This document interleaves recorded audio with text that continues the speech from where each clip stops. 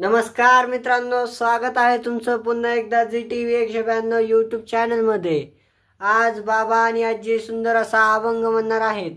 अभंग आवडल्यास व्हिडिओला लाईक करा, शेअर करा आणि कमेंट करा। चॅनलला सबस्क्राइब करायला विसरू नका। तर चला आपण अभंगाला सुरुवात करूया।